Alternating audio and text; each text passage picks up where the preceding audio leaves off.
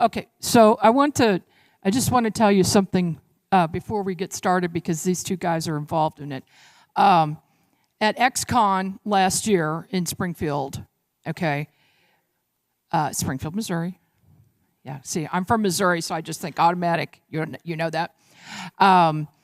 We have this conference at the Oasis Hotel every October, and last year, now backstory is I have been to a number of conferences at that hotel, never had an incident occur, but right after we started the conference, we started noticing weird things going on, shadows. Everybody was seeing ghosts. It's very, very haunted, it turns out. So, but my talk was on winged aliens, and it's about my book, Winged Aliens, and I discuss one of the things is Mothman, and how I have come in to encounter Mothman and do investigations about him, and then after that, it started actually appearing to me. So while I'm talking about that, our computer system went down, just stopped. And I felt the presence of a Mothman standing to my left. And just by remote viewing, I knew that there was one standing there. Well, Michelle Roos was also a speaker. She's an intuitive. She walked up to me and she said, "Do you know there's a Mothman standing right there?" And I said, "Yes, I know this." And so she had this spray with her that she makes, and she sprayed it around me, and it backed off a little bit. And the computers came back up. So I'm like, okay, great. This is all problem solved. Well, no, he stayed there. Okay, so when I get done, I got off the stage, I walked across the room, and he stayed with me. And then Eric, who makes CBD oils, came over to me, and oh my gosh, well they have a very special farm. Okay, they put really good energy into what they're growing and what they're making out of it. Okay, and they have all kinds of CBD products. He came over to me and he squirted some of this in my mouth, and so I said, "Great." So he walks back to his table. And then I realized I needed to talk to him, so I started to follow him, and the Mothman was still with me. It goes behind me and then shoots off to the right, and he's gone. I'm like, wow, that's amazing. Why would that be? So my guides say, well, it's the energy of the oil. The energy knocked. See, now I can get rid of bad things, okay? I just was waiting around to see what would happen. I just wanted to see what this is all about. And so I realized it was the energy of this CBD, okay? And Eric, do you want to come up and tell about it? Okay. Tell us what this is. And then I gave him an idea, and he followed through with it. Yeah, and Tyler's involved too. Tyler felt the presence of the Mothman as well. Talking in, okay. So yeah, Tyler was there, and he felt the presence as well. And what was really funny about all this, weren't you complaining of neck and backache during that time period? So the Mothman's presence was warping your auric field, so to speak, enough to give you discomfort. And so, you know, we really hit it hard because I gave her the full strength. The good stuff, and so that really hit him hard, and he just left, and I don't think he ever came back, did he? It was over at that point. So we do everything that we can, you know, to make a wholesome, health and wellness based product, and then we do energy work with our product. I don't know anybody else that makes CBD that's doing energy work with their products and their plants. And we also have quite a large contingent of fae on the farm. And if you get a chance, come by the table and I'll show you the video of all the orbs talking right in. And then we decided to make a limited edition CBD. You can't really see it very well, but it's kind of like a Ghostbusters emblem. But it's got Mothman with the circle and the slash. And Tyler designed this graphic himself. And so It says a dropper a day keeps the Mothman away. Yeah, no, I want credit because I said you need to make anti-Mothman CBD. So me and Tyler want 10%, okay? Okay. Okay. All right, so what I'm going to share with you today, how many people here saw my talk last year? Okay, so not everybody knows everything, but I've got to include some of that. So you're going to hear a little bit of repeat, but some new stuff too that I've never shared publicly with anybody. The only people that know about this is my husband and Tyler. Okay, so here we go. Just a little bit about me. I'm a licensed private investigator. I've been a musician since age 10. I am a reviewer and a psychic. I've helped solve a lot of missing person and homicide cases for law enforcement and individuals. And while I'm on that subject, take my card from my table before you leave. If you ever have a situation like that with a family member, you call me immediately, okay? It's out there, no charge. I'm the Assistant State Director for Missouri MUFON, so I see a lot of UFO stuff. I've done over 2,300 paranormal and UFO investigations, and I'm the President and CEO of UNX Media Publishing and KUNX Digital Broadcasting Network, and we now have over 30 shows on our network. So I have a high strangeness family, and they're involved, so in some weird, strange ways. I'm going to just share this with you. My dad had a genius-level IQ, like 168. He spoke 7 languages. He only had 6 months of schooling at community college, but his best friends were PhDs. He was always in the wrong place at the wrong time. He worked for Encyclopedia Britannica, and why is that important? Because some weird things happened there. I found out that there are some hidden tunnels underneath Encyclopedia Britannica on the plaza in Kansas City. And there's a meeting room there for the CIA and the Mafia, who he accidentally walked in on once. Not good. And they also had a secret room for military operations in that building. We'll get back to that. Well, no, we're going to do it now.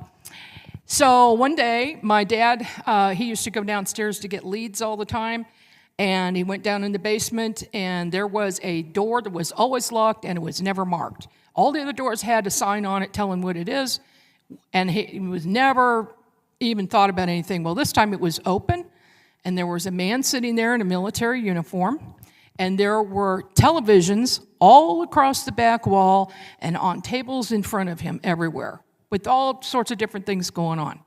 And it was just people going about their daily lives. He calls my dad in and he says, "Hey, you want to see something cool?" My dad, he had an intuition, and he says, "Yeah, I would." So he walks in and he shows him these things, and he's like, "What is this?"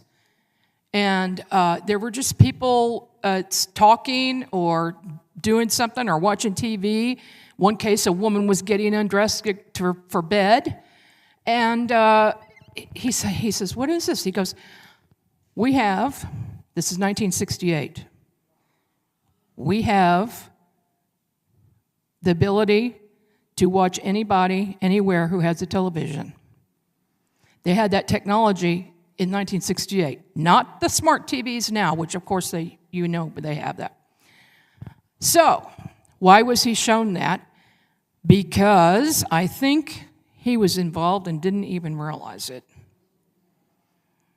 My mother had a high IQ. She took a test at the federal building in Kansas City, which oddly enough, she had me drive her to and wait in the building for her while she took this like 4 or 6 hour test. And that wasn't like my mother. She normally would just go by herself and go do something like that. So when she came downstairs, I said, "Oh, well, how did you do on the test?" And what had happened was she had recently divorced my father, and we moved to Kansas City from Springfield, Missouri. And she needed to get a job. So she said, "Oh, I only tested to G15. So at that time, I didn't know. I was 17. I don't know what that is. Found out later that's FBI level. So she took a job at Tension Envelope, which was blocks away from the federal building. At that location, multiple UFOs have been sighted. There's a man who knew my mother, who worked at Tension Envelope, and who took pictures of UFOs outside that building constantly. And some of them are amazing. His name is Art. I'll think of it. You can see his work online. And my mother was always very secretive. She just didn't discuss things. And she could keep a secret about anything. My brother, he was friends with the Kansas City police chief's son. They were best friends. They did all kinds of stuff together. They did work together. They were served as security for all these big concerts coming into Kansas City with big name people. And, they were tight. Well, his father sent both of these guys, kids, they're young, sent them to survival training and police training for 9 months. Well, they just thought that was great. They didn't know there was an ulterior motive here. They were getting training, and by the way, they were doing weightlifting and wrestling and all of that. They were in really good shape. So he was asked by the police chief's brother, police chief's brother worked closely with President Reagan in some very close everyday capacity. We don't know what it was. They were asked to go on a secret mission when they were 17 years old. And they did. They flew in a 777 commercial airline. When they left LA, they went from Kansas City to LA, and then to LA, it was supposed to be a 10-and-a-half-hour flight. They arrived in 45 minutes. The pilot came on, and his first announcement was, the stewardess stood up and said, well, I guess I better get you guys some food. So she stands up. The pilot comes over and says, prepare for landing. And she's like, what? And he says, I can't explain this, everyone, but we are getting ready to land, and it was 45 minutes, Then they were met at the airport from some military and some local people. They were given a couple of guides, and they went out in the jungle for a 3-day hike. They had been trained to sleep and hide during the day and travel at night. They got 3 days. They got pictures of a POW camp that wasn't supposed to exist. These two boys, one of them was a photographer. He was taking the pictures. My brother was there for support. Then they hiked 3 days out of the jungle, brought the information back. When he returned home, he joined the Navy. While at basic training, he was injured when a rack full of metal rods fell on his back, and he was discharged. But now, he's completing missions for military operations at night, and he has total recall of these events. He just doesn't know how he gets there and how he gets back. He's even come back from some of these battles, and one of them is a battle going on right now in a certain part of the world. He's come back with a terrible 6-foot gash knife wound on his leg that his nurse wife had to fix up because they couldn't go to the hospital to explain how in the heck that happened. And he's had other minor injuries. He didn't know how he's getting back, so what I did was take a look. I remote viewed, and I already knew by remote viewing his house, which is a major portal, it's right in the middle of a major portal, they have ghosts going in and out all the time, I mean, they just see him walking through, and it's no big deal anymore. Even their ghost, their cat, the spirit of their cat and the spirit of their dog come, and they jump on the bed, and they come get petted. They can actually feel them there. So this is a major portal. Anyway, the closet is a big portal, and I'd seen things coming in and out of the closet before, so that was my first place to look. I saw the closet door open, a man in military uniform come over, wake my brother up, take him through the portal. They go into battle, and then they come back the same way. And then he wakes up in the morning, he's dead tired. Wonder why? Because he's been fighting all night. So, yeah, that's just some kind of uniform like that, fatigues. By the way, a doorway can be used to create a portal. So the next time your little kid says there's a monster in the closet, there might be, okay? Doorways, anything shaped like a door. I've got on my deck, there's kind of like a doorway just going down the steps to the outside, even though, it's all open. And there's a portal that appears there. It's a real blue shimmer is what it looks like. And I'm working on I'm working on 5 portal cases right now and a documentary on these cases that hopefully is going to be out at the end of the year. It's called Portals. In 9th grade, this is when my weirdness started. Well, no, it really started when I was 10 months old, but anyway. 9th grade, I was given an ESP test by the science teacher, and it was off the charts. So he says, well, I want to do some extra testing with you. So over lunchtime or after school, he put me in this gigantic closet with 2 other people, 2 other kids. One was doing the testing, and one was making sure I wasn't cheating, okay? And they would test me with the renter cards and just all kinds of stuff. And I didn't know what the results were. They would just write them down. 2 weeks later, the teacher comes to me and he says, I'm quitting this. I don't want to do it anymore. And I said, why? He says, you're scaring me. So, okay. So then in 10th grade, I was given an aptitude test, and I was called into the counselor's office, and the counselor says, you need to be an engineer. I said, even though my grandfather was an engineer and 2 of my great-grandfathers were engineers, I only wanted to play music and do acting. I wasn't interested in that at all. He says, well, I'm going to put you in electricity class. And there wasn't anything I could do about it. But it turns out I loved electricity class. I did shock myself once. But, and my husband won't let me hear the end of that. But they also said, we want you to join ROTC. And I said, I have no interest in military. Well, if you join, then when you get out, you could be an officer in the military. I said, no, I don't want to do that. So we moved to Kansas City, and 11th grade was at a new school. My mother and the counselor, again, tried to get me to join ROTC. And my psychic abilities were increasing exponentially. In 12th grade, the counselor again tried to do it. And then we had a new science teacher. He gives an ESP test. Okay?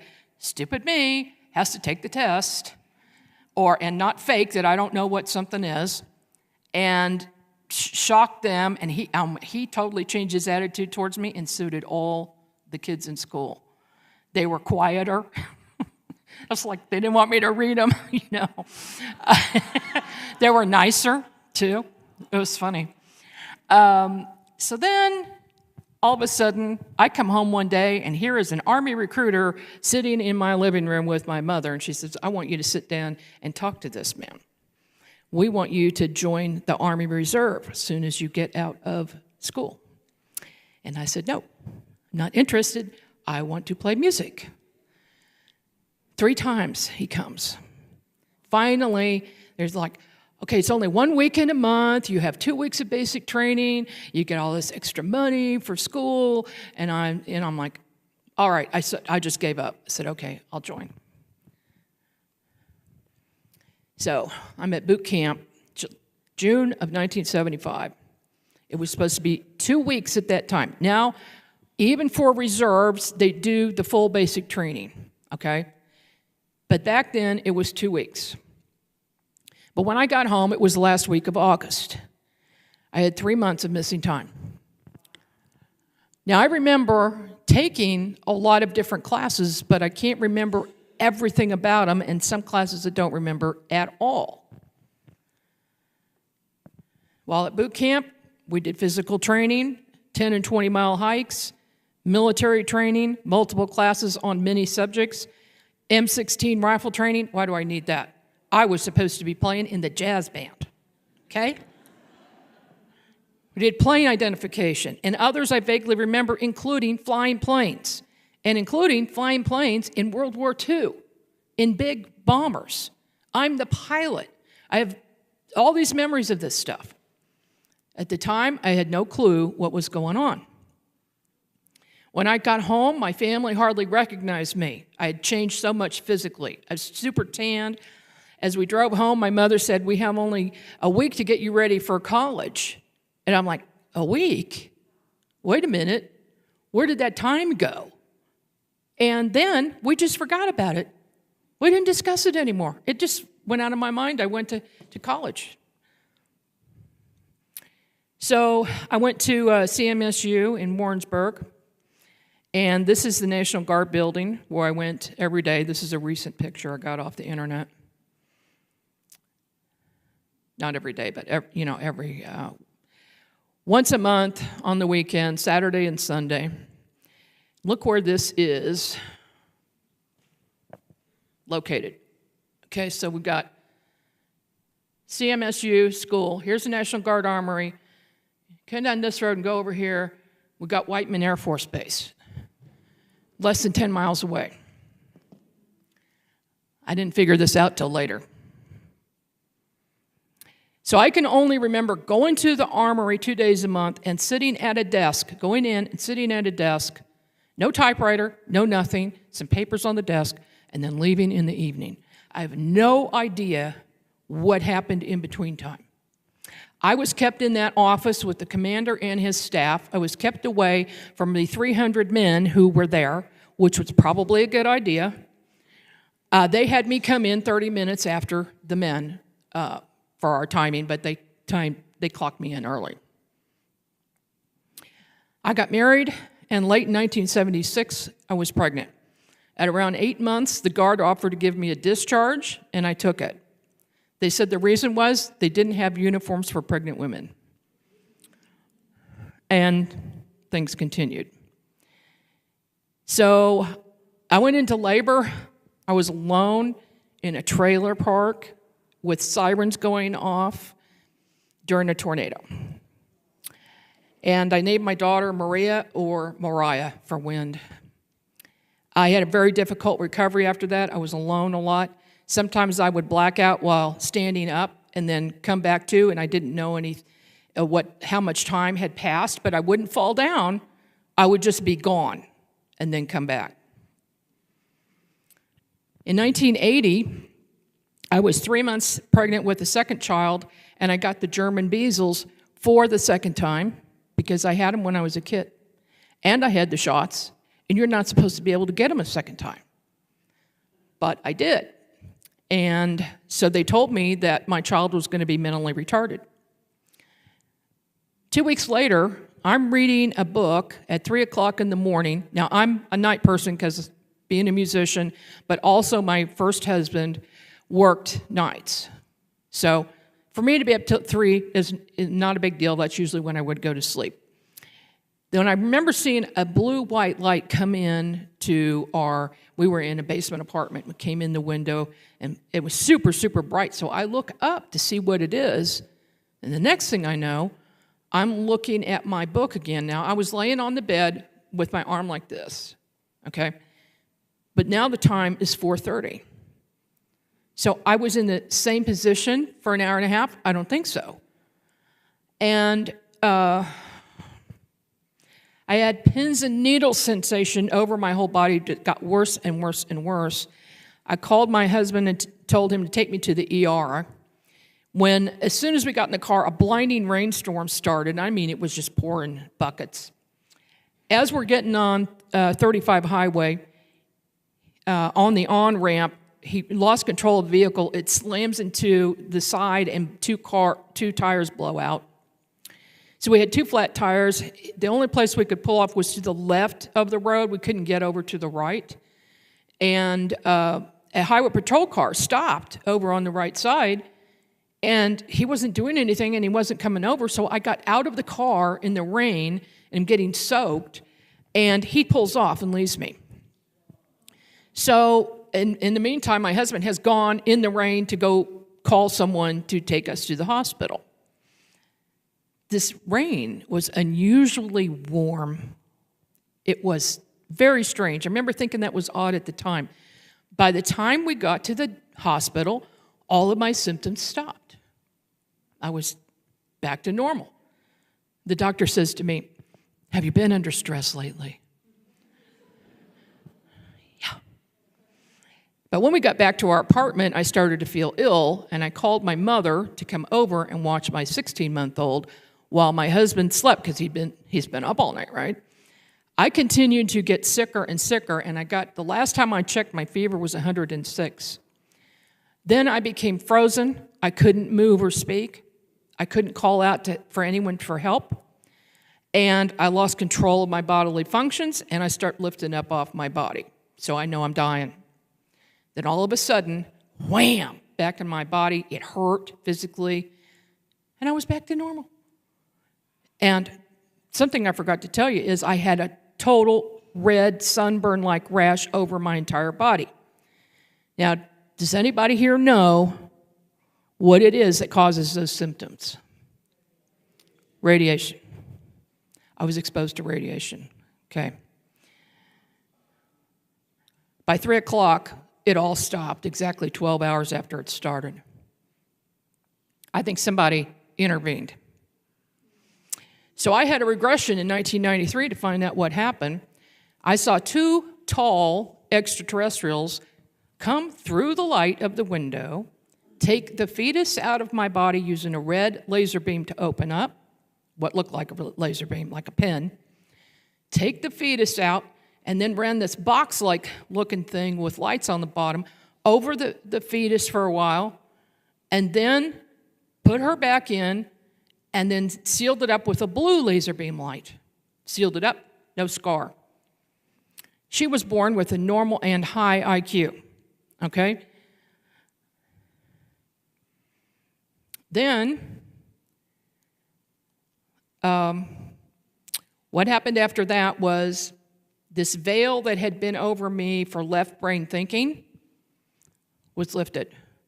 But I didn't know it yet. I just know that that was the time that happened.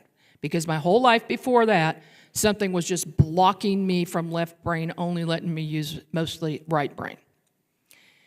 So in 1981, in Carrollton, Missouri, we went to the river at night, Missouri River, to have a picnic with another couple. Now, why we all thought that this was a good idea at like 9:30 at night, I have no clue. But somebody put that idea in our heads. All 4 of us thought it was a good idea to do that.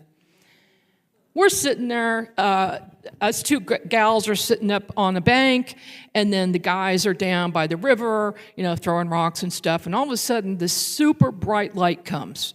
Now this is in the middle of nowhere.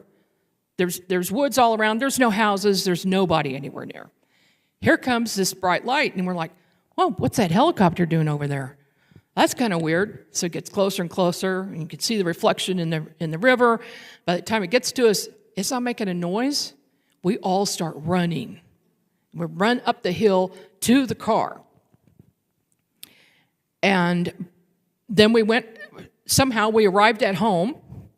It was an hour and a half later, and we don't know what happened. So I remote viewed it later, and we were all taken, all 4 of us. Shortly after that, I had another incident where my daughter called me into her room because she said a man was trying to come in the 2nd-story window, and he was just floating outside. And I have learned in my life to listen to children when they say something, because it could really be happening. And around me, yeah, I expect that. So I looked, and I saw an interdimensional figure. He was floating, and he was trying to come in, but he needed permission, and he had a hat on. You guys know who that is. That's the Hat Man, okay? I got rid of him. But in the crib, I had a crib in there with my youngest daughter. She was still a baby, and my oldest daughter kept saying, there's little people playing with my sister in the crib. And this was quite often that this would happen. And then one day, I was baking pies in the kitchen, and I had my daughter in the high chair, and the baby was asleep upstairs. So I thought, I'll take this opportunity to bake some pies. I put the pies in, the timer went off, and the pies were done, and I'm taking them out. And I'm like, what the heck? This was like 1 second to 1 second when this happened. My daughter was out of her high chair by herself, and she says that a short, ugly blue man just took my fuzzy blue slippers out of the open window where I had them airing out. And he arrived in a limousine, and there was a tall black man in a chauffeur's outfit with him. And he said that the blue man looked kind of cartoonish. Now, you guys remember Whitley Strieber's book, Communion, where he talks about the short, little, ugly blue man? At that time, I didn't know that. I had not read that book. I just knew something had happened. So I did a remote viewing of this case several years later, and I saw two men in these puffy suits that looked like the Michelin Man standing at the back door of the house. There was just a window there so you could see through it, and they want me to come out, so I go. I mean, you know, who wouldn't, right? And I go outside with them, and they said, we wanted to show you how a wormhole works. I'm like, wow, this is cool. So they take me. Here is this like doorway opening in the yard. I step into it, and you can kind of see swirl, swirl, swirl on the inside.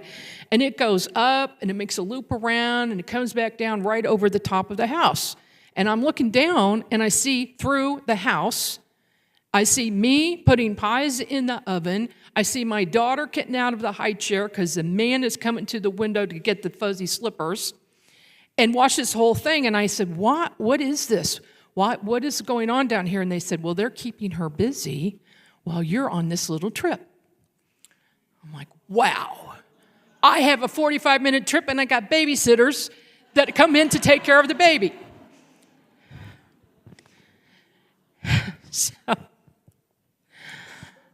I told you earlier that the incident at the river, I remote viewed, and I saw all four of us being taken. They took us all to different rooms. They did medical procedures. They put us back. Prior to that time, I had no clue that my ex-husband had been involved with all of this. We never talked about it. So then, a few years ago, I asked him about this, and he didn't remember it, but then later he did remember it. And then he also said that he and his family had a close encounter with a UFO in Marceline, Missouri in the 1960s.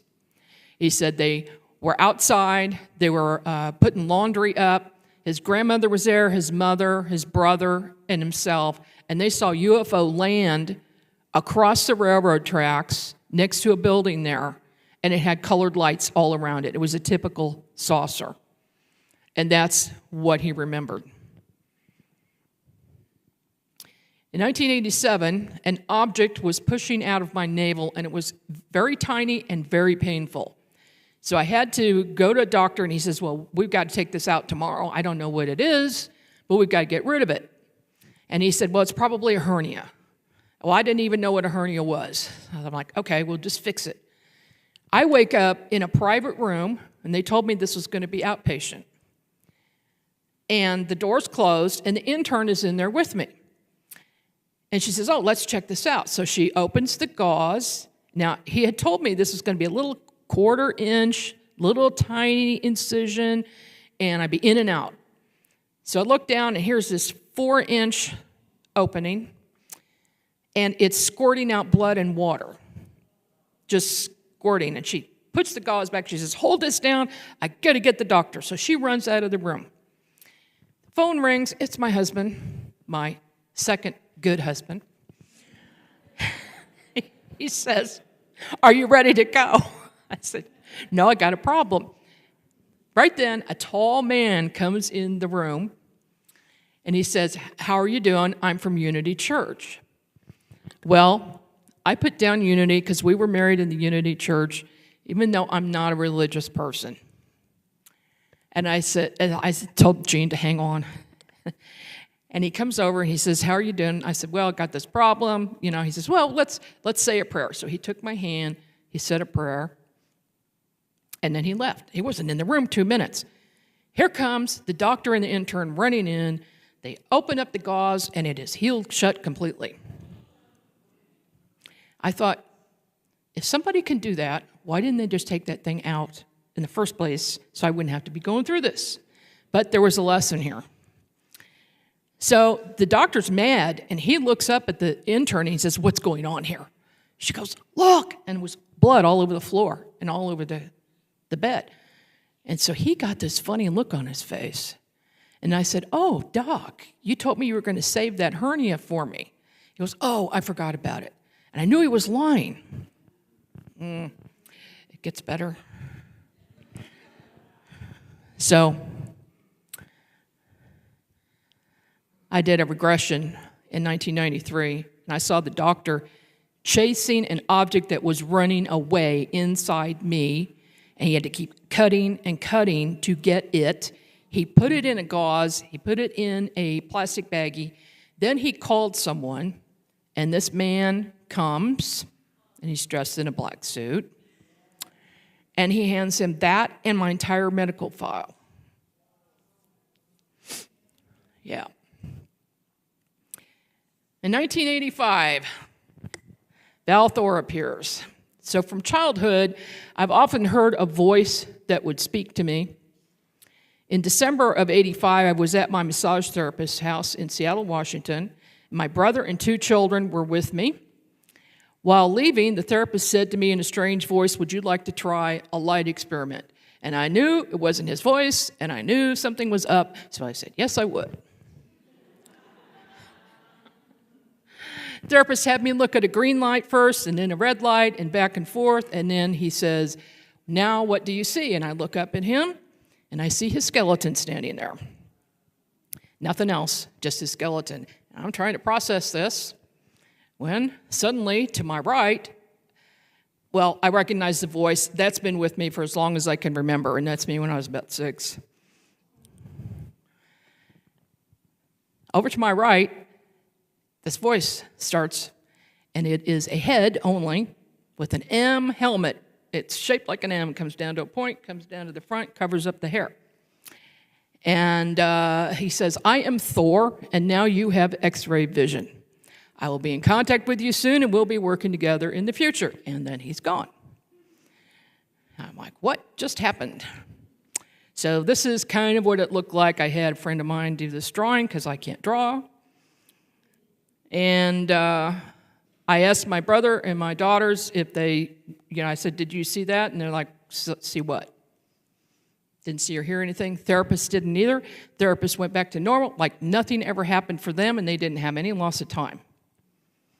So, although I was psychic at the time, always have been, I could see energy fields, I had no idea what this X-ray vision meant or what was to come until I discovered it later. Sometimes they just don't tell you everything.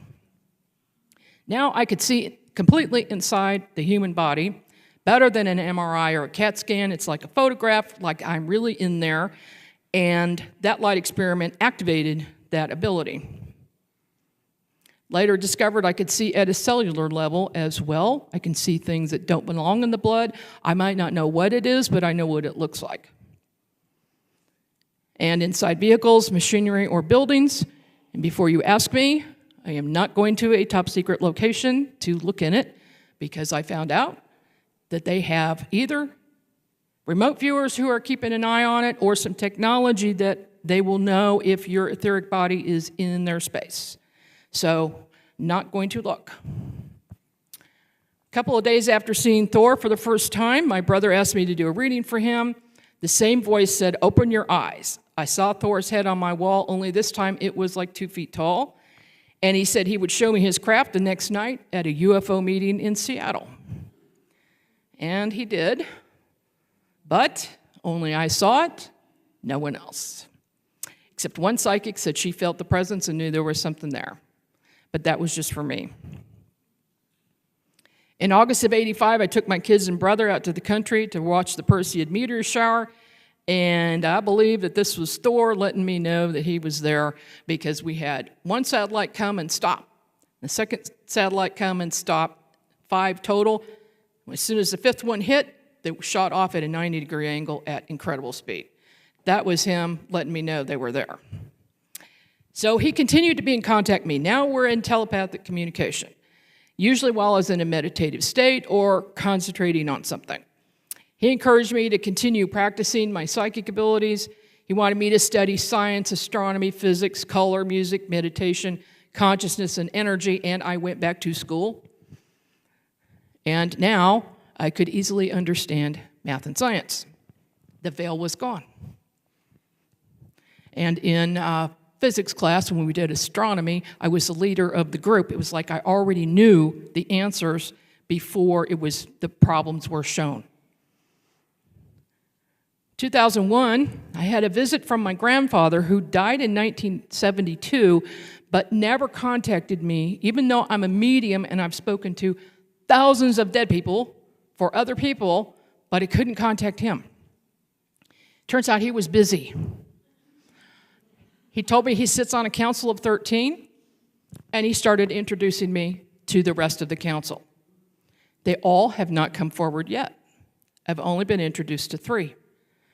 The first one was an ancient Native American, and he has visited me several times when I'm in a situation where I'm talking to a few people. The first time, I was talking to some other teachers after a big event, and we were doing readings for each other and healing work, and all of a sudden he appears here to my right, and he says, "Can I step in and talk through you?" I'm like, oh, I didn't believe in channeling before that. Honestly, I didn't. I said, okay. So I asked everybody, I said, is this okay? And they go, yeah. So he steps in. He speaks in an ancient Native American language through me, and we got it recorded. So 2 of my friends that were there were Native Americans. They took that recording to 2 shaman. They each translated it, and it turns out to be what I saw in a vision as he's speaking through me. I saw the Mississippi and Missouri rivers flooding big time after a big, big earthquake. And knowing that this was imminent and it was going to happen soon. So the translation was, at the time of the great shaking, it will be where the 2 angry rivers meet, was the translation. I've also been introduced to White Cloud. White Cloud was a real person, I found out. He was a chief and a shaman, and he and I had multiple lifetimes together. The mantis being came into my life next, and he told me about lifetimes that I had with White Cloud and how I learned from him, and I became Medicine Woman. Now, Medicine Woman, I don't know if any of you have seen her. She wears all blue, has long white hair. Okay? She has come in to help me, and she is me. So I'm still trying to wrap my head around that. 2005, Thor told me I'd be writing a book about him, but first I needed to start a next magazine, have conferences, meet others who have been in contact with him for the upcoming book. This is still going on. It has not been finished yet. I'm trying to finish it this year, but he stepped in and had me do some other people's books. 2006, I had a shop in Independence, Missouri, and one day my daughter calls to say, there's some weird clouds on Lexington Street, and you need to get out here quick. So I rushed by, and this is the Community of Christ Temple, which used to be the RLDS Temple in Independence. Doesn't it fit in nicely with the old architecture? No. The clouds were very low, and there was an electrical storm and weird lights with no rain or thunder.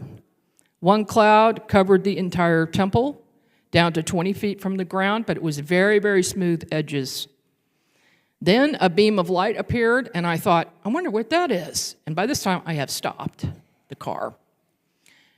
And here's Thor's voice, and he says, this is Commander Thor, and we are communicating with people in the sub-basement of the building. I'm the commander of a large fleet of ships that are placed around the planet. And then he showed me what that looked like. And they are there, and they are cloaked, and they have been there for a long time. Oh, I didn't even know it did that. Okay. That's Thor. That's Thor. I did not do that. He's here. I can feel it. Okay. Yeah. Thank you, Thor. Wow. He does this stuff. Okay. So I knew he was someone of high authority, but I still didn't know who he was. I saw a man at a control center in the basement of that temple relaying information. They were being translated. He told me they were sending information using light instead of radio waves. And then they would get the information. And what that building is a gigantic antenna, and it's hidden because it's in a spiral. My dad heard them talking about this in 1968. He sat at dinner with the elders, and they were talking about how are we going to build a gigantic antenna so that nobody knows what this is, and the reason is to contact ETs. He told us that at the dinner table in 1968, and none of us believed it, but it's obviously true. 2012, while looking at my tiny light whites in the tree in my yard, I thought, what are those? Thor's voice said, why don't you ask them? And it turns out they are tree sprites. So if you see little teeny tiny lights, they help the tree grow. They tell it where to leaf out, where to branch out, and when to go dormant. 2011, my friend Gail Larmer and I worked at a psychic research group. We were doing readings one night. On the way home, we're each in our respective cars. My phone rings, and she says, who the heck is Thor? I was shocked. I had told no one about these interactions. I told her what I had experienced, and she said, well, he wants you to contact him now. He's going through other people to get my attention. So Gail did some digging, and she found this book, Stranger at the Pentagon. If you want to know more about Thor, get that book. Then the book disappeared, and then one day Thor says, read the book. And I said, I can't find it. And he told me where to look, and I got it and read it. So in the book, Dr. Frank explains how he came into contact with Val Thor and a long-standing relationship with him, as did others. Thor even saved Dr. Frank's life twice and took him on board his craft, Victor 1. So these are Dr. Frank's books. This middle one, Outwitting Tomorrow, Thor consulted on that book. But right now, there's a whole bunch of books that have come out on the internet that say they're by Val Thor. They are not. They're by Gray Barker in the 1950s and 60s, and somebody has copied that, reprinted it without permission, and put Thor's name on it. It's still good information, but it's not Thor. Thor met with President Eisenhower and Vice President Nixon. They offered cures for all diseases in exchange for no more nuclear war, no more nuclear weapons and fighting. And after 3 years, he was turned down because it would destroy the economy. Thor is a created being. He has no fingerprints. He can appear and disappear at will. His craft is currently at Lake Mead, his big one. So these are a few pictures of him. I'm just going to go through these real quick because, oh, and by the way, Thor did this too. This appeared on my presentation by itself. I did not know what it was until later I realized it's M. It's the letter M. Follows me around everywhere. Sometimes it just appears in the sky. Okay, so here,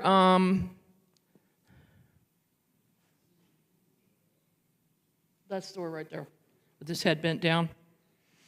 To the left of him is his brother Don. To the left of him is Jill, one of his senior officers on the craft. And he still looks exactly the same. He's an immortal. Okay, so Buck Nelson, 1950s, spacecraft conventions all over. Everybody's claiming to be taken to Venus and Mars. And I thought it was hogwash, but it's not. Kenneth Arnold, Buck Nelson, Daniel Fry, George Adamski, these guys, they all had contact. I totally believe it. I remote viewed it, and they're telling the truth. Here's another contactee. Craig Campobasso is a Hollywood producer, And he's a casting director and a lot of other things. He's been on my show a lot, and we're good friends.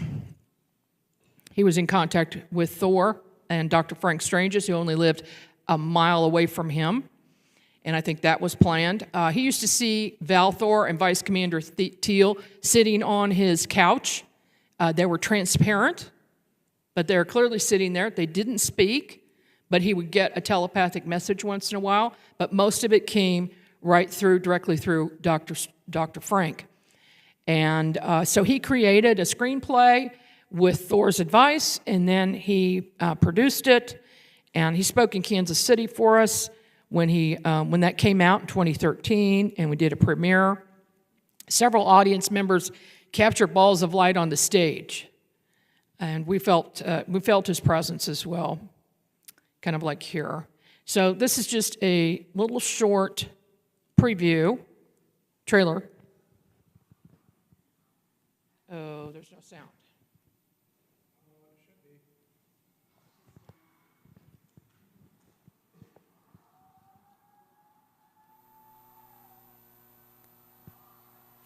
Is there a speaker on here?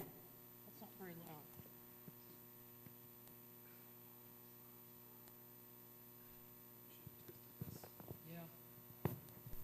Technology. Earth is in grave danger.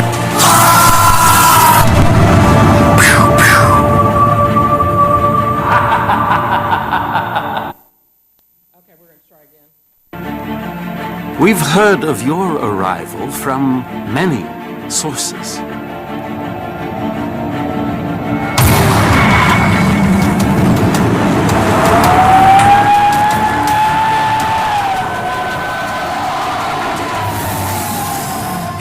I feel something horrible's going to happen to you. This proposal is quite extraordinary. Capital City's president is considering signing an agreement with them for their technology. Earth is in grave danger.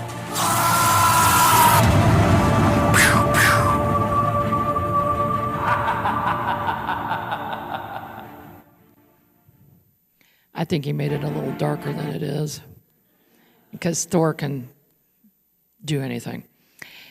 He's always available if I need him. When I've been very ill or near death, he's appeared as a ball of light. I had bad pneumonia, and I felt myself starting to leave my body. I asked for his help. I looked in the kitchen. Here's this ball of light. It comes right towards me, goes into my chest, clears my lungs up. I was instantly healed. He's done this several times.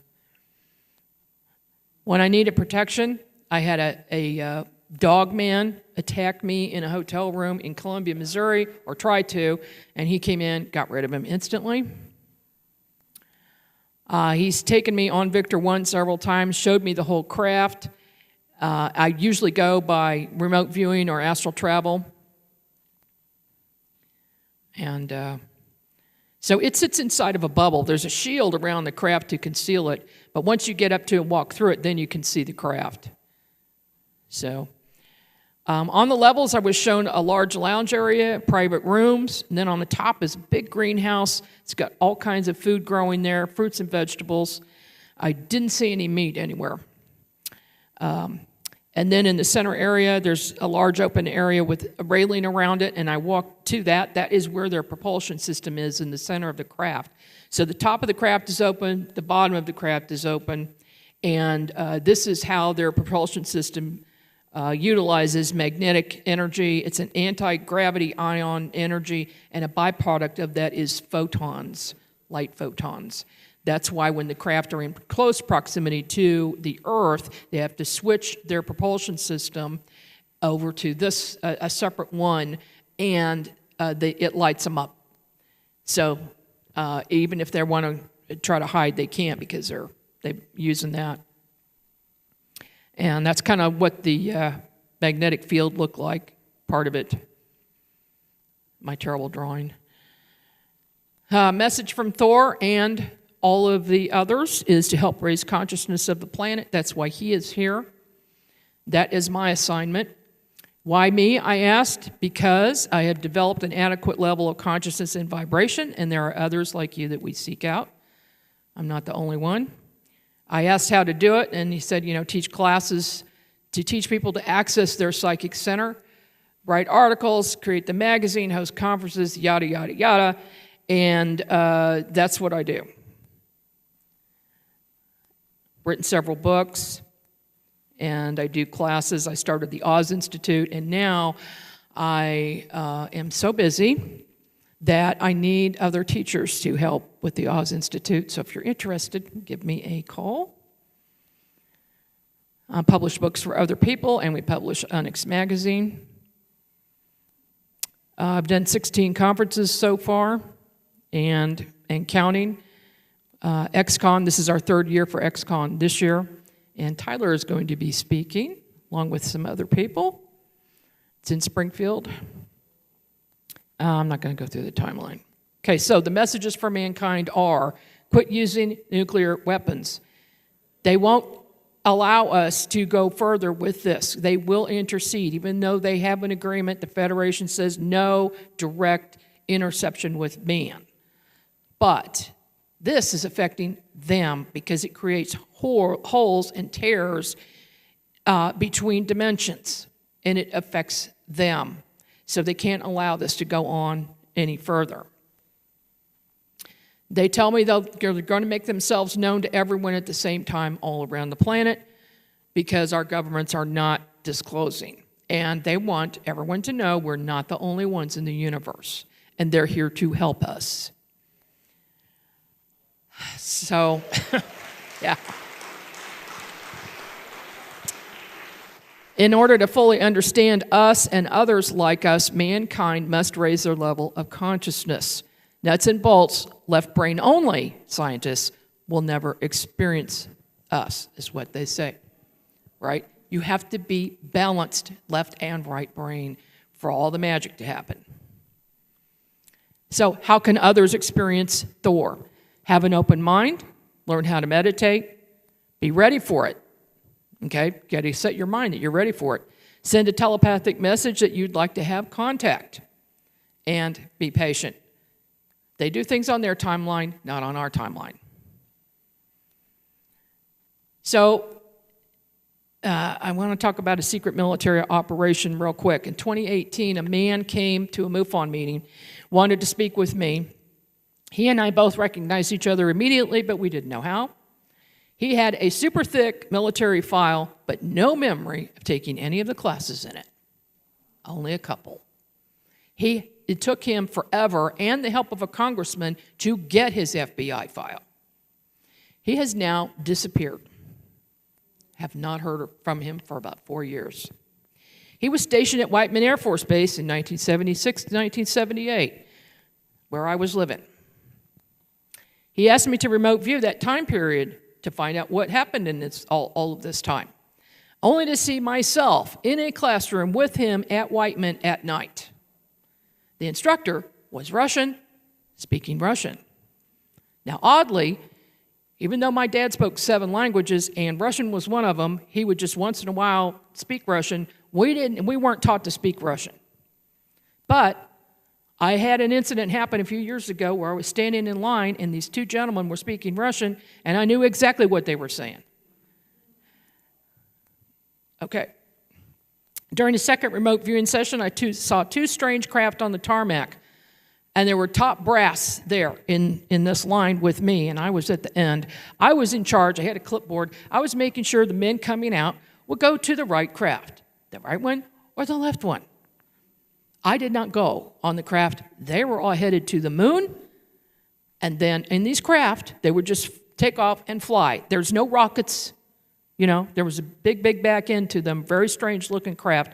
But they would go to the moon, and I just knew this. Then they would get in a wormhole and go to Mars in 7 minutes. I got curious, and I ordered my military file. I got a letter stating that 1 page is all I could have, and it was just my sign-up page, entering. And the rest was unavailable as it was at the Pentagon. So I did not pursue it any further. But I have been under constant surveillance. They know everything I do. They've got our phones tapped. They've got our internet tapped. And I see their vehicles every once in a while just letting me know. And if I go on a UFO investigation, they're there. Their vehicles are there. They're very obvious. They have government plates, and sometimes they've been a little threatening, but nobody has ever directly come up to me and said, stop doing what you're doing. So this could explain why I affect electronics and electricity. I think I had other training, okay? This is what I'm saying.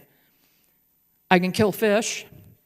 I know this because I got a new fish once, and it was an angelfish, and apparently they're really evil, and he ate my clownfish.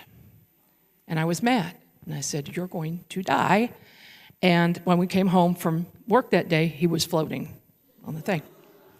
Okay, so I have to be careful about what I think. I actually did zap my daughter and my secretary accidentally after they played an April Fool's joke on me. And I got mad, and I did this funny thing where I go, zzz, so I'm going to zap them. They both got sick. I thought, okay, I have to be careful. So, my remote viewing abilities have gone off the chart. I think the military took advantage of my skills and trained me further, is what I'm thinking, in the bad stuff. I also have some memories of looking for hostages, remote viewing to find where people are located, things like that. But don't know how. Okay, so I do Zoom readings for individuals. I do online workshops. All the info is at my table. And now we are going to do some fun stuff. So I'm just going to do a demonstration of remote viewing, if you guys want to do that. Okay. So what I'm going to do is have some volunteers, but before you stand up and volunteer, I want to tell you what it is. A couple. 15 minutes. Okay. So we can do like 3 or 4 people. You have to be willing to let everybody hear about you, but I'm going to do it different than last year. You can ask one question. So it can be about anything. It can be, is my house haunted? Should I take that job? What is this pain somewhere? Whatever it is, that's what you can do, and I'll tell you. And we'll just go zip, zip, zip through. So if we have we can probably get 5 or 6 people because I'm fast. Okay, yeah, stand up, and I think there's a mic over here. If you want to go over to Tyler. And so, okay. Hello, yeah, so we'll get through as many as we can. About 5 people, that's it. We don't have that much time. Okay, that's it. So that's it. That's Sorry. it. Yeah. Yeah. This should be good. Because we have to watch our time. Here, right there. Okay, so Here. first Can you go person, back there? and they have to be adults, no children. Sorry, I don't do children. Yeah, sorry. Liability reasons. Okay, sir. Hi. I have sorry. How should I preface the question? Just say your name first. Joaquin. Last name. Escobar. Okay. Question. I have, what's energetically, can you read, like the illnesses, like the disease any disease I'm experiencing? Yeah. I want you to come to my table because this is going to take a little bit longer. Oh, okay. Okay? So we'll do that. Oh, okay. After this. Come to my table. Okay? Okay. Yeah. Next person. Can you do to me what you did last year when people stood here and you took a look? At your energy field? Yes. Yes, I can. I need to hear you say your full name. Melissa West Marsh.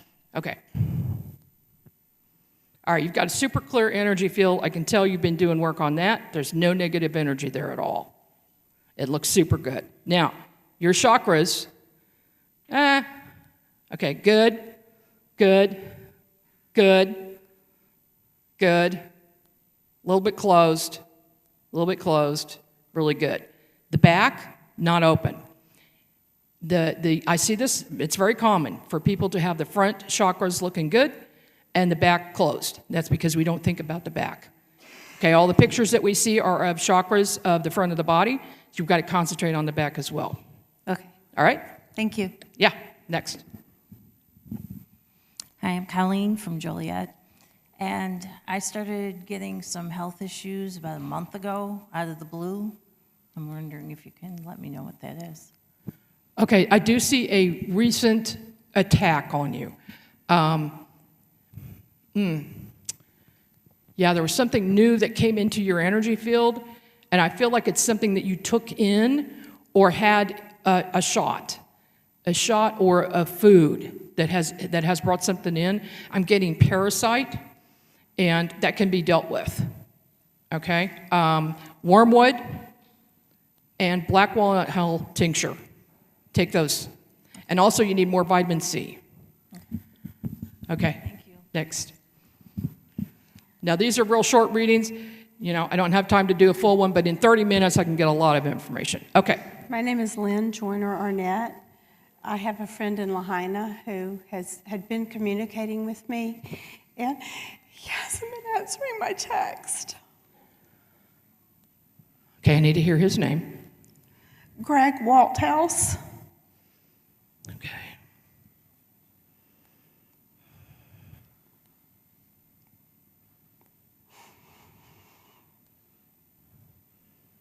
Busy, and there's water.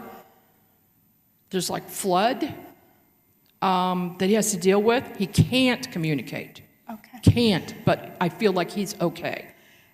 A technical reason he can't communicate? Yes. Okay. Yes. It's a technical reason. Okay. Look up and see if they've got floods there right now, because I think they do. Okay. All right. Next. Hi, I'm Kelly. I have a question about chronic health issue I've had since 7, and I also have been waking up kind of my whole life, and especially a lot over the last 10 years, with random burn marks in different patterns and like scrapes, like. Okay. I want you to come to my table too, because it's going to take a little while, but there definitely is an outside source that's causing this. Yeah. Yeah. Okay. Next one. Thanks. I'm Tiffany Finnegan, and wanted to know if you think it's possible I could have been part of the secret space program. Okay, say your name one more time. Tiffany Finnegan.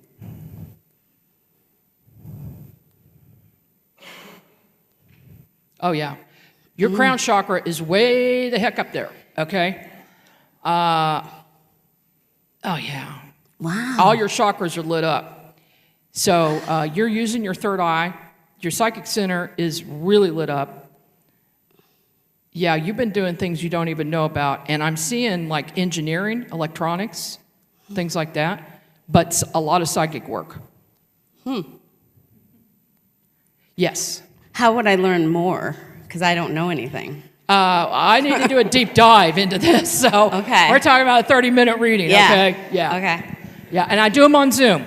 So I'm available on Zoom. Okay. Next. Hi, I'd like to know, I have several things, sorry. Christy. I have several things I haven't been able to clear, and I'd like to know why and or how to do that. Okay, you need to balance your chakras first. They all need to be balanced in front and back. And once you get that energy going and flowing through, everything else wakes up. Third eye wakes up, and negative energy will be dispelled easier. I would do meditation, bring white light in through the top of your head, and then through the whole body, and then push it out to as far as your fingertips reach. Create this great big bubble around you, okay? That's pushing out the negative stuff. I do that twice a day. Okay. Okay, but you're still stuck? Yeah. It's because I do of the chakras. I do an indoor and an outdoor, and I bring the energy in through the top and go through like the center. Okay. It won't go all the way through if you don't balance your chakras first. They have to be. Get every color of the rainbow on your wrist or around your neck so that you have that energy with you all the time. And get some flat chakra stones, put them on your bed, lie down on your back on your bed. That will help wake up the back. Okay? And I also sleep on an earthing mat. Good. That wouldn't help? Yeah, that will help. Oh. That will help, but you got to get those chakras open. Okay. All right. You can't be helped, I'm sorry. Tyler, that's negative. Hi there. I'm Marcus. My heart is beating because something wonderful is about to happen. I started doing electroculture to help people grow their plants in 3 different states. And I use a lot of technology out there. And I came across the name of Luigi Igina, who worked with Marconi, the invention of the radio. And some of these devices I've been using here at the show to show people the energy of these devices. But here's I need to know the timeline and when I should disclose what I just made. I made a device that can actually take away radiation, take away lead and mercury out of water, and it can change things like a plate of eggs can be scrambled, but then re-assimilates into a normal plate. I saw videos of this on YouTube, on Facebook. Luigi Igina was taken away in 2004 he had to stop his research. And the machine that I'm making right now heals so well that I don't want to sell it. I don't want to make it public, or maybe I should. I'm not afraid of graduating early or leaving the planet now, but I need your advice because I want to disclose this invention I made, because you can sleep with this thing at night, and even if you're a healthy person, you'll have energy. So what I'm seeing is that the bad guys are going to try to stop you. Yeah, I know they are. So you have to keep it on the down low, only with people like this, with this group and other groups where you're going to visit where they're all like-minded and they can accept this. Going public is not good. Thank you. You're welcome. My higher self told me that, but I love your confirmation. Good. I could voluntarily bring some of these inventions here if they would see me. If they would invite me to come to the show, I would bring some of these inventions. I'd have them working very well by then. Fantastic. Thank you. And by the way, I feel very good about your invention. There's gold light around it. Thank you. It's going to work. And something wonderful did happen. Thank you. Thank you so much. Thank you. Thank you all. Thank you, Margie.